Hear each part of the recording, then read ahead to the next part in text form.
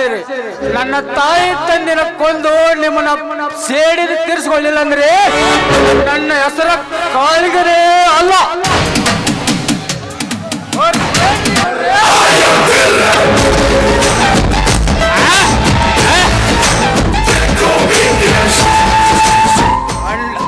Hello, ನಾನಿನ್ನ ಮನೆಯಲ್ಲಿ ಕೆಲಸ ಮಾಡುವ ಆಳನಂತ ತಿಳಿದಿದೆ. ನನ್ನ ತಾಯಿ ತಂದಿನ ಕೊಂದು ಪಾಪಿ ನೀನು. ಗೌಡ್ರ, ಏ ಗೌಡ, ನಿನ್ನ ಕೊಲ್ಲದೆ ಬಿಡುವುದಿಲ್ಲ ಈ ಕಾಳಿಗ.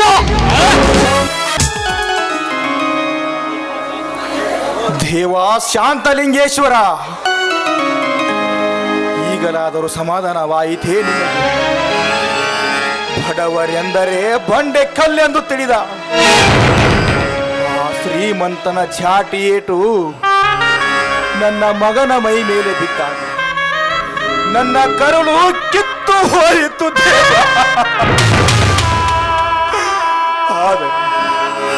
ಆದರೆ ನಿನಗೆ ಅದು ನೈವೇದ್ಯವಾಯಿತೆ. ಈಗಲಾದರೂ ಸಮಾಧಾನವಾಯಿತೆ ದೇವ ನಿನ್ನ ಮನಸ್ಸು.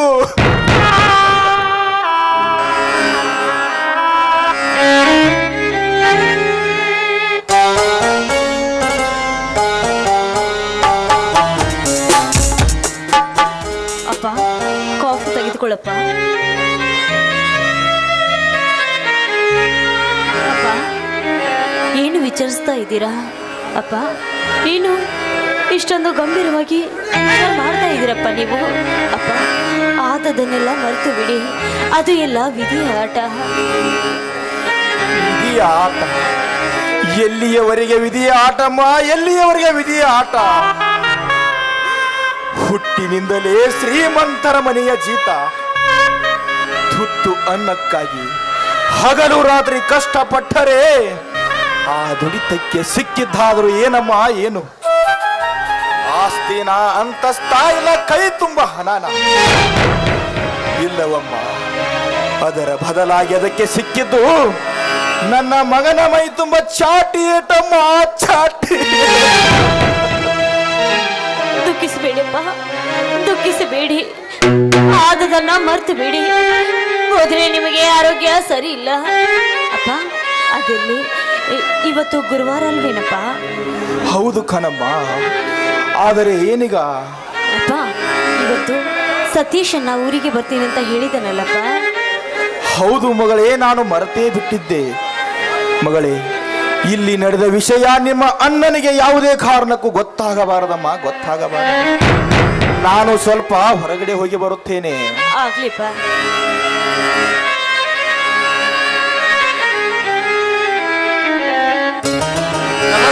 ನಮಸ್ಕಾರ ಶಿವಪ್ಪನವರಿಗೆ. ನಮಸ್ಕಾರ ಶ್ರೀಮಂತರೇ, ತಾವು ಈ ಬಡವನ ಮನೆಗೆ? ಶಿವಪ್ಪ, ಬಡವರು ಯಾರು ಶ್ರೀಮಂತರು ಯಾರು? ಬಡವರ ಮೈಯಲ್ಲಿ ಹರಿಯುವುದು ಒಂದೇ ರಕ್ತ, ಶ್ರೀಮಂತರ ಮೈಯಲ್ಲಿ ಹರಿಯುವುದು ಒಂದೇ ರಕ್ತ. ಅದು ಅಲ್ಲದೆ ಹಗಲು ರಾತ್ರಿ ಎನ್ನದೆ ದುಡಿದು ಈ ನಮ್ಮಂತ ಶ್ರೀಮಂತರನ್ನು ಶ್ರೀಮಂತ ಪಟ್ಟಕ್ಕೆ ಕೂಡಿಸಿದವರು ನಿಮ್ಮಂತ ಮುಗ್ಧ ರೈತರು ಶಿವಪ್ಪ. ಎಂಥ ಉದಾರ ಮನಸ್ಸು ಶ್ರೀಮಂತರೇ ನಿಮ್ಮದು, ಎಂಥ ಉದಾರ ಮನಸ್ಸು.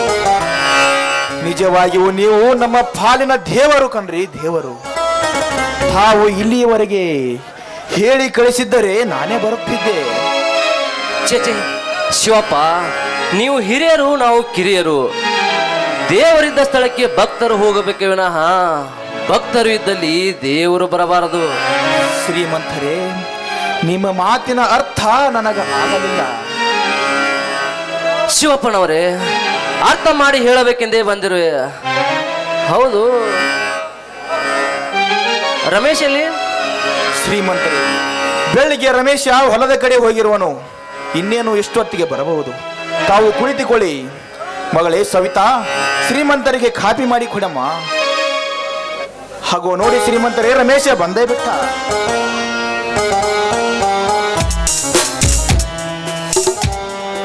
ನಮಸ್ಕಾರ ಶ್ರೀಮಂತರೇ. ಈ ಬಡವರ ಮನೆಗೆ ದೇವರು ಬಂದಂತಾಯಿತು. ರಮೇಶ, ನೀನು ತಪ್ಪು ತಿಳ್ಕೊಂಡಿದ್ಯಾ?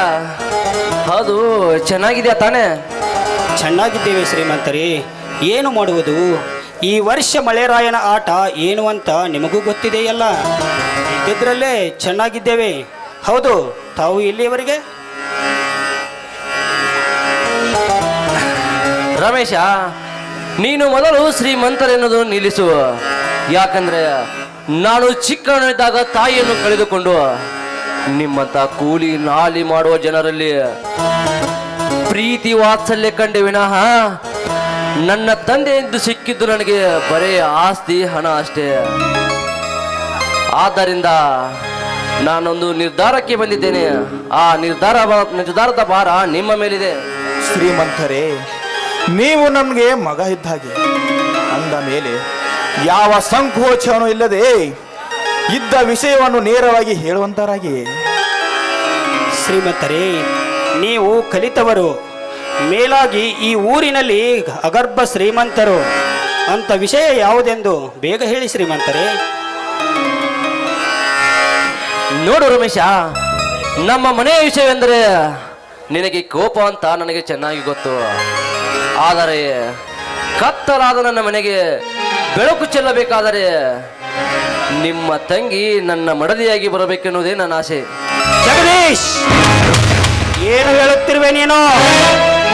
ಉರಿಯುವ ಕೆಂಡದಲ್ಲಿ ಮತ್ತಷ್ಟು ತುಪ್ಪ ಸುರಿದಂತಾಗುತ್ತದೆಯಪ್ಪ ನಮ್ಮ ಬಾಳು. ಇಲ್ಲ ರಮೇಶ್, ನೀನು ತಪ್ಪು ತಿಳ್ಕೊಂಡಿದ್ಯಾ. ಹತ್ತಿದ ಬೆಂಕಿಗೆ ನೀರು ಹಾಕಿದಂತಾಗುತ್ತದೆ. ಜಗದೀಶ್, ನೀನು ಸ್ವಲ್ಪ ವಿಚಾರ ಮಾಡಿ ನೋಡಪ್ಪ. ಈ ಶಿವಪ್ಪನ ಮನೆ ಎಂದರೆ ಕೆಂಡ ಕಾರುತ್ತಾರೆ ಆ ನಿನ್ನ ತಂದೆ. ಅಂಥದರಲ್ಲಿ ಈ ಬಡವನ ಮನೆಯ ಸಂಬಂಧ ಅಂದ್ರ ಇಡೀ ಊರಿಗೆ ಊರೇ ಹೊತ್ತಿ ಉರಿಯುತ್ತದೆ ಕಣಪ್ಪ, ಹೊತ್ತಿ ಉರಿಯುತ್ತದೆ. ಅಷ್ಟೇ ಏಕೆ, ರಕ್ತದ ಕ್ರಾಂತಿಯೇ ಆಗಿ ಹೋಗುತ್ತದೆ. ಶ್ರೀಮಂತರೇ, ನೀವು ಸ್ವಲ್ಪ ವಿಚಾರ ಮಾಡಿ, ನಾವು ವಿಚಾರ ಮಾಡಿ ನಿಮಗೆ ಏನೆಂಬುದು ತಿಳಿಸುತ್ತೇವೆ. ಆಯ್ತು ರಮೇಶ, ನನ್ನ ಜೀವದ ಹೊಣೆ ನಿಮ್ಮ ಮೇಲಿದೆ. ಅಳಿಸುವುದು ಉಳಿಸುವುದು ನಿಮ್ಮ ಕೈಲಿದೆ.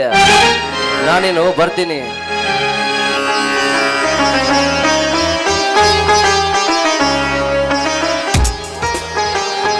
ನೋಡಿದೇನಪ್ಪ, ಈ ನನ್ನ ತಂದೆ ಶಿವಪಾರ್ವತಿ ನಮ್ಮನ್ನು ಎಷ್ಟು ಚಂದ ವಿಚಿತ್ರವಾಗಿ ಆಟ ಆಡಿಸುತ್ತಿದ್ದಾರೆಂದು.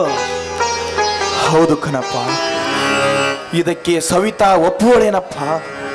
ಈ ಬಡವನ ಮನೆಯ ದೀಪ ಆ ಶ್ರೀಮಂತನ ಮನೆಯನ್ನು ಬೆಳಗುವುದೇ. ಇರ್ಲಿ ರಮೇಶ, ಇದನ್ನು ಆಮೇಲೆ ವಿಚಾರ ಮಾಡಿ ನೋಡಿದರಾಯಿತು. ಮೊದಲು ಊಟ ಮಾಡೋಣ, ನಡೆಯಪ್ಪ. ಅಪ್ಪ, ಇವತ್ತು ನನ್ನ ತಮ್ಮ ಸತೀಶ್ ಬರ್ತಾನಂದಿದ್ದ. ಅಂದ ತಕ್ಷಣ ಎಲ್ಲರೂ ಸೇರಿ ಊಟ ಮಾಡೋಣಪ್ಪ.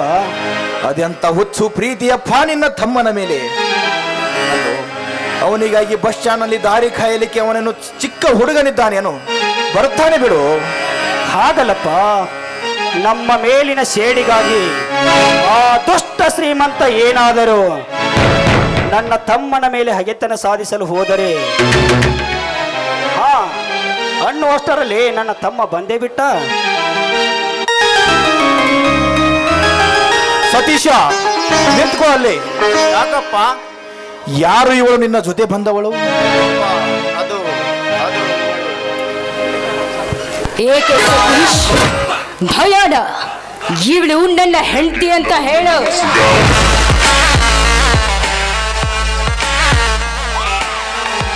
ನಾನು ಕೇಳಿದ್ದು ನಿನ್ನಲ್ಲಮ್ಮ, ಇವನನ್ನು.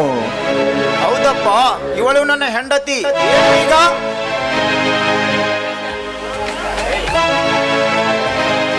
ಸತೀಶ್, ಏನು ಹೇಳುತ್ತಿರುವೆ ನೀನು?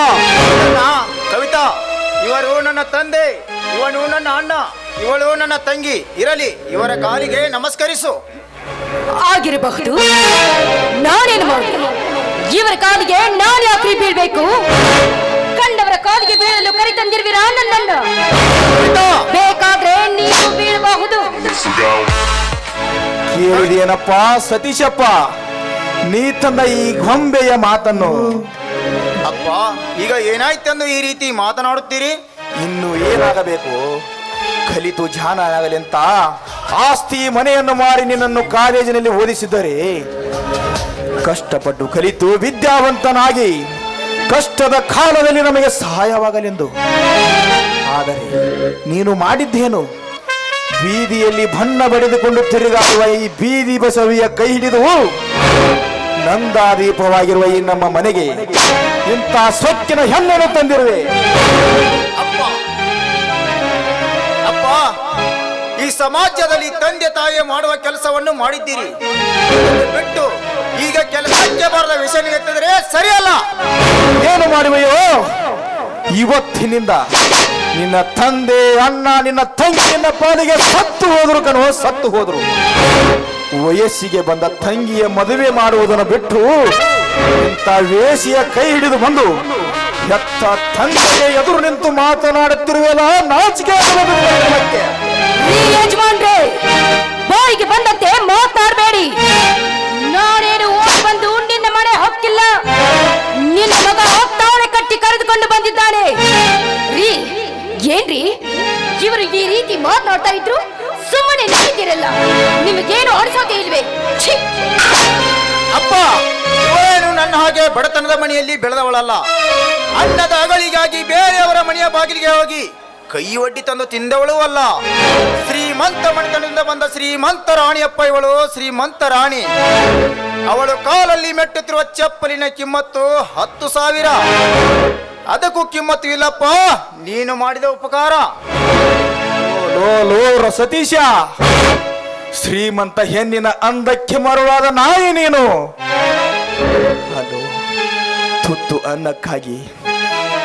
ಅನ್ನಕ್ಕಾಗಿ ಹಗಲು ರಾತ್ರಿ ಶ್ರೀಮಂತರ ಕೈ ಕಾಲ ಹಿಡಿದು ತಂದು ಹಾಕಿದ ಅನ್ನದ ಅಗಳು ಈ ನಿನ್ನ ದೇಹದಲ್ಲಿದೆಯೋ ಪಾಪಿ. ಏನೆಂದೆ?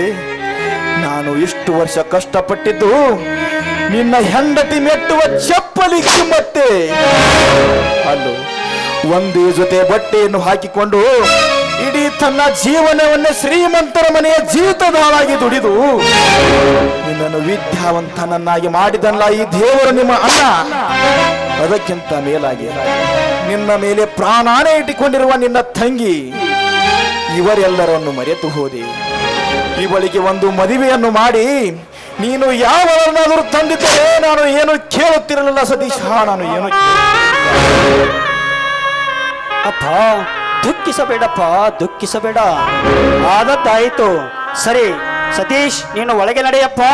ಅಂದರೆ ಇವರ ಮಾತು ಇವಳ ಸುಖಕ್ಕಾಗಿ ನನ್ನ ಜೀವನವನ್ನು ಹಾಳು ಮಾಡಿಕೊಳ್ಳಲಿ.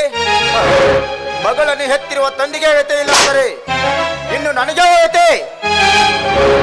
ಸಾರ್ಥಕವಾಯಿತಪ್ಪ, ನಿನ್ನ ಮಾತನ್ನು ಕೇಳಿ ಸಾರ್ಥಕವಾಯಿತು. ನಿನ್ನ ಮಾತಿನಿಂದ ಈಗ ಅರಿವಾಯಿತು ಈ ಜನ್ಮಕ್ಕೆ. ನಿನ್ನ ತಾಯಿ ನಿನ್ನನ್ನು ಹೆತ್ತು ಹೊತ್ತು ಜೋಪಾನ ಮಾಡಿದ್ದರೆ ನಿನಗೆ ಯತಿ ಇರುತ್ತಿತ್ತು.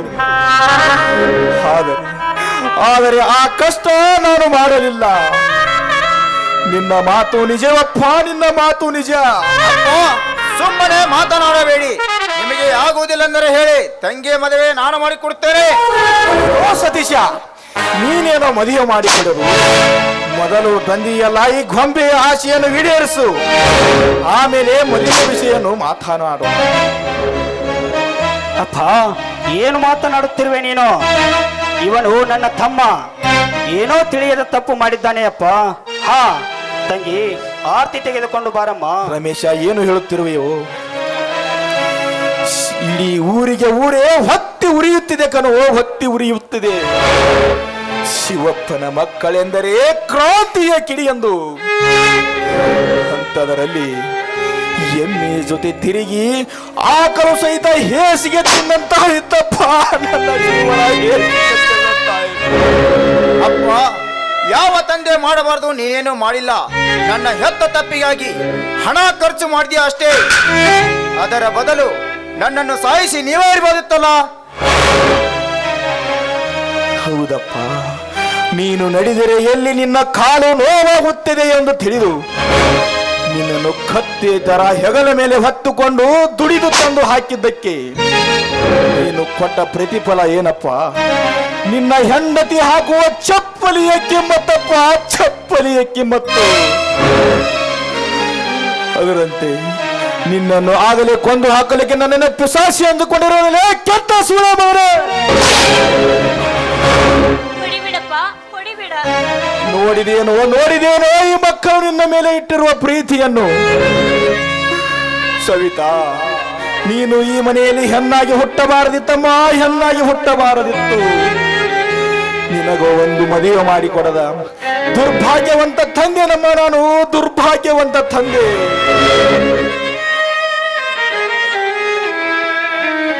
ಅಪ್ಪ, ಈ ನೀನು ಸಂಕಟದಲ್ಲಿ ನೀನು ಮಾತನಾಡಬೇಡಿಪ್ಪ, ಮಾತನಾಡಬೇಡಿ. ಅಪ್ಪ, ವ್ಯಥೆ ಪಡಬೇಡಪ್ಪ, ವ್ಯಥೆ ಪಡಬೇಡ. ತಂಗಿ, ಆರತಿ ಮಾಡಿ ಅತ್ತಿಗೆಯನ್ನು ಒಳಗೆ ಕರೆದುಕೊಂಡು ಹೋಗಮ್ಮ. ಏನು ಹೇಳ್ತಾ ಇದೆಯಾ ಸತೀಶ ನೀನು? ರಮೇಶ, ಏನು ಹೇಳ್ತಾ ಇದೆಯಾ ನೀನು? ಇವಳನ್ನು ನಮ್ಮ ಮನೆ ತುಂಬಿಸಿಕೊಳ್ಳುವುದೇ? ಅಪ್ಪ, ಇವಳು ಯಾರಂತ ತಿಳಿದಿದ್ದೀಯಾ ನೀನು? ಇವಳು ನಿನ್ನ ಮಗನ ಹೆಂಡತಿ, ಅಂದರೆ ಈ ಮನೆಯ ಸೊಸೆಯಪ್ಪ. ಹಾ, ತಂಗಿ, ಅತ್ತಿಗೆಯನ್ನು ಕರೆದು ಒಳಗಡೆ ಕರೆದುಕೊಂಡು ಹೋಗಮ್ಮ. ನೋಡಿದೇನಪ್ಪ ಸತೀಶ ಮಾಡಿದ ಕೆಲಸವನ್ನು ನೋಡಿದೆಯಪ್ಪ. ಕಲಿತು ಜಾಣನಾಗಲಿ ಅಂತ ನಾವು ಇಷ್ಟು ವರ್ಷ ಕಷ್ಟಪಟ್ಟು ಅವನನ್ನು ಕಲಿಸಿದರೆ ಅವನು ಇಂಥ ಕೆಟ್ಟವಳ ಸಂಘವನ್ನು ಮಾಡಿಕೊಂಡು ಬಂದಿದ್ದಾನೆ. ತಂಗಿಗೆ ಮದುವೆಯನ್ನು ಮಾಡದೆ ಇಂಥವಳ ಸಂಘ ಮಾಡಿ ನಮ್ಮ ಮಾನ ಮರ್ಯಾದೆ ಹರಾಜು ಮಾಡಿದ್ದಾನೆ. ನಾವು ಇಷ್ಟು ವರ್ಷ ಕಷ್ಟಪಟ್ಟಿದ್ದು ಹೊಳೆಯಲ್ಲಿ ಹುಣಸಿಯನ್ನು ತೊಳೆದಂತಾಯಿತಪ್ಪ, ಹೊಳೆಯಲ್ಲಿ ಹುಣಸಿಯನ್ನು ತೊಳೆದಂತಾಯಿತು. ವ್ಯಥೆ ಪಡಬೇಡಪ್ಪ, ವ್ಯಥೆ ಪಡಬೇಡ. ವ್ಯಥೆ ಪಟ್ಟರೆ ಏನು ಪ್ರಯೋಜನವಿಲ್ಲಪ್ಪ. ಅವಳ ಅಣ್ಣನಾಗಿ ನಾನಿದ್ದೇನೆ, ಮೇಲಾಗಿ ಶ್ರೀಮಂತ ಜಗದೀಶನೂ ಇದ್ದಾನೆ. ಏನಾದರೂ ಒಂದು ವಿಚಾರ ಮಾಡೋಣ, ನಡೆಯಪ್ಪ, ಮನೆಗೆ ಹೋಗೋಣ. ರಮೇಶ, ಆ ಶ್ರೀಮಂತ ಬಹಳ ಕೆಟ್ಟ ವ್ಯಕ್ತಿ ಇದ್ದಾನಪ್ಪ, ಕೆಟ್ಟ ವ್ಯಕ್ತಿ ಇದ್ದಾನೆ. ನಮ್ಮ ಮೇಲೆ ಸೇಡಿನಿಂದ ನನ್ನ ಮಗಳಿಗೆ ಏನಾದರೂ ಮಾಡಿದರೆ ಏನಾಯಪ್ಪ, ಮಾಡಿದರೇನು? ಮೇಲಾಗಿ ನಿನ್ನನ್ನು ಕಂಡರೆ ಅವನು ಕೆಂಡ ಕಾರುತ್ತಾನೆ. ನೀನು ತುಂಬಾ ಎಚ್ಚರಿಕೆಯಿಂದರಪ್ಪ, ಎಚ್ಚರಿಕೆಯಿಂದ ಇರು. ಆಯ್ತಪ್ಪ, ನಡೆಯಿರಿ, ಹೋಗೋಣ.